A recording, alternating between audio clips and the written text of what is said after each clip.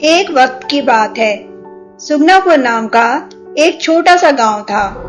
उस गांव में हरिया किसान अपनी पत्नी, बेटी और माँ के साथ रहा करता था। वे लोग बेचारे बड़े ही गरीब थे और किसी तरह रूखा सूखा खाकर अपना जीवन बिता रहे थे। माँ, आज फिर सूखी भात, थोड़ी दाल दे दो। गुड़िया, नमक से खा ले बेटा, दाल नहीं है। शांति, तुम्हारे लिए कुछ बचा है या नहीं? अजी, ये भात की गंजी बची है ना, मैं वही पी लूंगी। ले बहू, तुम मुझसे थोड़ा भात ले ले।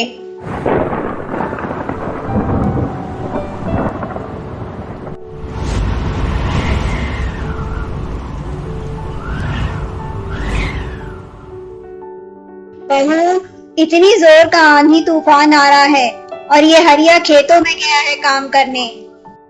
हाजी देखिए, पूरे घर से पानी रिस रहा है। कहीं ये मिट्टी का घर ढह ही न जाए बहू। अरे चलो जल्दी, सब लोग अपना सामान बांधो और बाहर निकलो।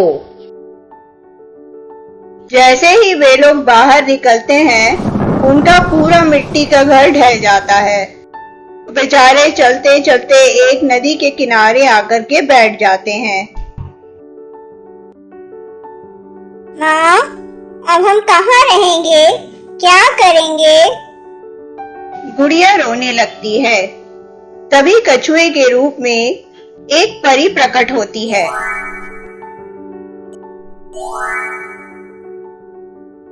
मैं जादुई नदी की परी हूँ।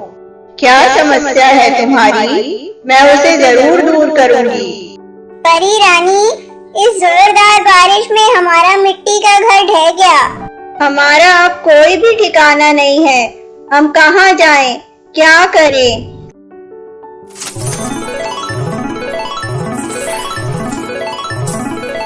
इस जादुई नदी के अंदर तुम अपना घर बसा सकते हो, जिस पर किसी भी मौसम का कोई भी प्रभाव नहीं पड़ेगा और उसमें तुम लोग हमेशा आराम से रह सकते हो।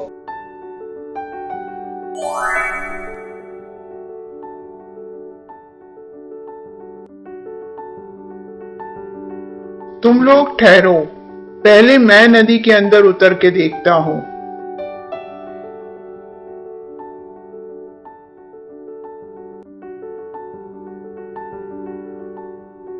सब लोग अंदर आ जाओ, अब हम लोग अपना घर बनाते हैं।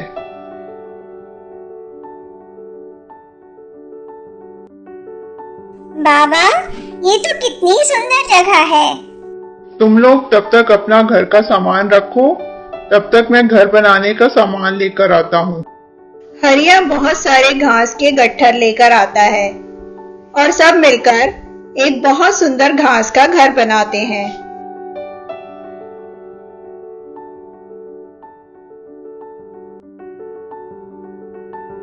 धीरे धीरे ये बात पूरे गांव भर में फैल जाती है कि हरिया नदी में घर बनाकर रह रहा है। ये बात गांव के जमींदार के कानों तक भी पहुंचती है। मालिक, वह नदी तो आपकी जमीन में पड़ती है और हरिया ने बिना आपके इजाजत के उस जमीन में घर बना लिया। मंगलू, अभी जा और उस हरिया के बच्चे को यहाँ पकड़ के ले आ। ओ हरिया के बच्चे, बाहर निकल, तुझे जमींदार साहब ने अभी बुलाया है। मंगलू भाई, मुझसे क्या गलती हो गई? मालिक ने मुझे क्यों बुलाया है? क्यों रे हरिया, तूने बिना मेरी इजाजत के मेरी जमीन पर पड़ने वाली नदी के अंदर घर कैसे बना लिया? मालिक, उस नदी की परी ने हमें उसके अंदर घर बनाने की इजाजत दी है। वो परी कौन होती है इजाजत देने वाली? वो जमीन मेरी है तो उसमें पड़ने वाली नदी भी मेरी हुई। अगर तुझे उस नदी के अंदर रहना है तो तुझे रोज के एक आने देने पड़ेंगे, वरना समेट अपना बोरिया बिस्तर और निकल वहां से। हजूर, मैं गरीब आदमी कहाँ से रोज का एक आना दे पाऊंगा? मुझ पर दया करो, मेरा परिवार भूखा मर जाएगा। मंगलू, अभी जा और निकाल इन लोगों को उस नदी से बाहर। मंगलू नदी में छलांग तो लगा देता है, पर वह उसमें ज्यादा देर तक रह नहीं पाता।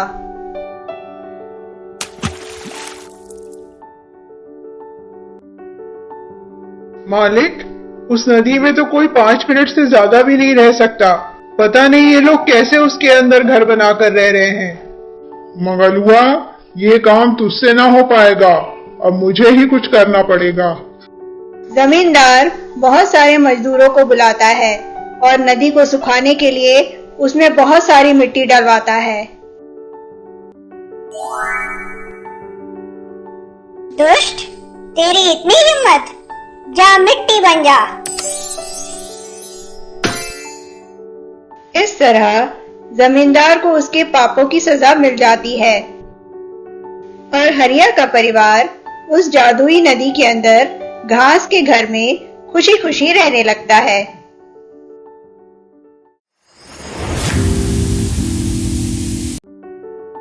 एक समय की बात है, झमेरा नाम का एक सुंदर सा गांव था। उस गांव में एक अनाथ भाई बहन झुमरी और गिल्लू रहा करते थे। वे लोग बेचारे बड़े ही गरीब थे।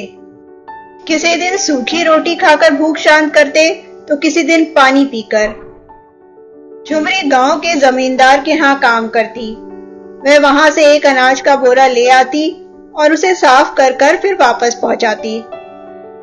गांव का जमींदार बहुत ही दुष्ट प्रकृति का व्यक्ति था।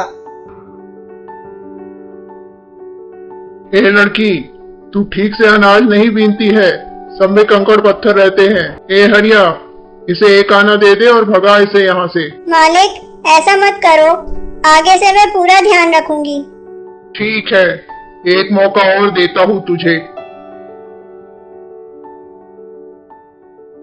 पर मालिक, ये लड़की तो सबसे अच्छा अनाज बीनती है, इसके अनाज में तो कभी कोई कंकड़ नहीं निकला। अबे गधे, तू रहेगा मूर्ख का मूर्ख ही। अगर उसे ऐसा बोलूंगा तो उसे ज्यादा पैसे नहीं देने पड़ेंगे। जीजी, क्या हुआ तुम्हें? तबीयत खराब है तुम्हारी? मैं तेरी अच्छी बड़ी बहन नहीं हूँ गिल्लू, तुझे 2 वक्त का भरपेट खाना भी नहीं खिला पाती। ऐसा मत कहो जीजी, तुम दुनिया की सबसे अच्छी जीजी हो। आओ जीजी, जो भी है हम मिलकर खा लेते हैं। गिल्लू, मुझे लगता है मुझे कोई और काम भी ढूंढ लेना चाहिए। जीजी, अब से मैं भी कोई काम किया करूँगा। गिल्लू, अभी तू बहुत छोटा है, तू कोई काम नहीं करेगा। पर गिल्लू कहाँ मानने वाला था। वह गांव में कचरा उठाने का काम शुरू कर देता है।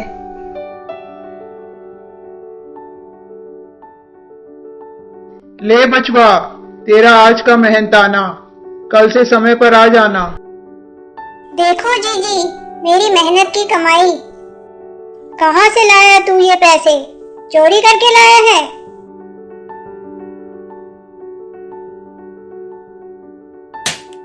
जीजी, मैंने गांव में कचरा उठाने का काम शुरू किया है। बस मैंने कह दिया, तू कोई भी काम नहीं करेगा। चल गिल्लू, खाना खा ले।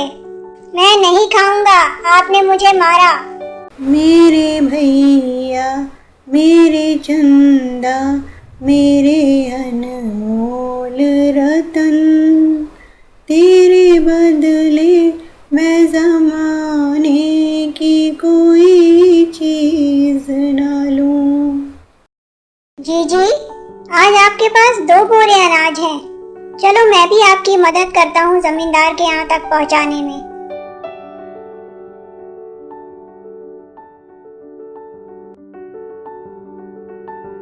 आज जमींदार यहाँ नहीं आए, वो घर पर ही मिलेंगे।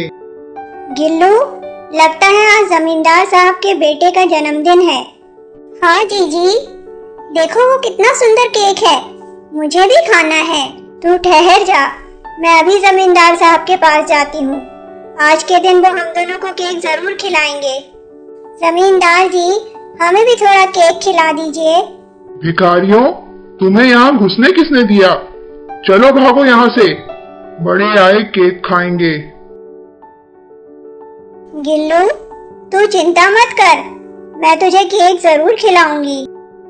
दूसरे दिन न जाने क्या सोचते हुए झुमरी एक मिठाई की दुकान में चली जाती है। बाबा, वो केक कितने का दिया? बिटिया, ये 100 रुपए का है। तुम्हारे लिए मैं 50 का दे दूंगा। नहीं बाबा, बाद में आऊंगी। दुखी झुमरी अपनी धुन में जंगल की ओर निकल जाती है। हुई माँ, बिटिया जरा संभाल के। अरे बाप रे, ये कौन बोला? अरे बिटिया, नीचे देखो, मैं चक्की बोल रही हूँ। हे भगवान, बोलने वाली चक्की मैंने तो पहले कभी नहीं देखी। बिटिया, मैं जरा जर्जर हो गई थी, इसलिए मेरा मालिक मुझे यहाँ फेंक गया। झुमरी सोचती है, चलो केक न सही, अगर मैं ये बोलती हुई चक्की को अपने साथ ले चलूंगी तो गिल्लू तो बहुत खुश हो जाएगा। अरे गिल्लू, बाहर आ, देख मैं क्या लाई। क्या लाई हो जीजी? अरे ये तो आटा पीसने की चक्की है। ये कोई ऐसी वैसी चक्की नहीं, ये बोलने वाली चक्की है। हाँ गिल्लू, मैं एक बोलने वाली चक्की हूँ। गिल्लू, मैं जमींदार को अनाज पहुंचाने जा रही हूँ, तब तक तुम चक्की से बात करो। मुझे वो केक खाने का बड़ा मन कर रहा है। गिल्लू, क्या तुम केक खाना चाहते हो? कौन सा केक खाना है तुम्हें? अरे, तुम तो सोच में पड़ गए। चलो मैं ही तुम्हारी समस्या सुलझा देती हूँ।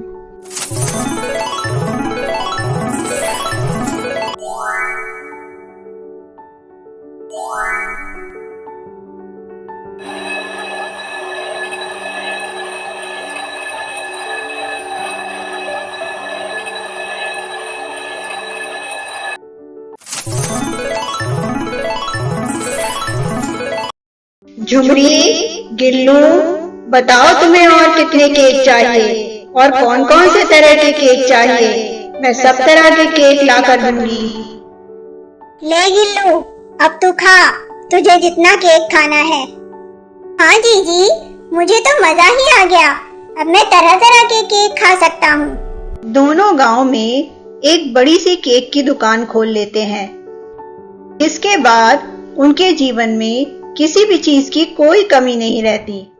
नमस्ते दोस्तों, मेरा नाम है सोनिया। कहानियाँ हमारे जीवन का आईना होती हैं, जिससे हम बहुत कुछ अच्छा सीख सकते हैं। अगर आपको मेरे चैनल माय टेल टून की कोई भी कहानियाँ अच्छी लगती हैं, तो प्लीज प्लीज प्लीज मेरे चैनल को जरूर सब्सक्राइब करें। और भी बहुत अच्छी कहानियाँ मिलेंगी आगे। धन्यवाद।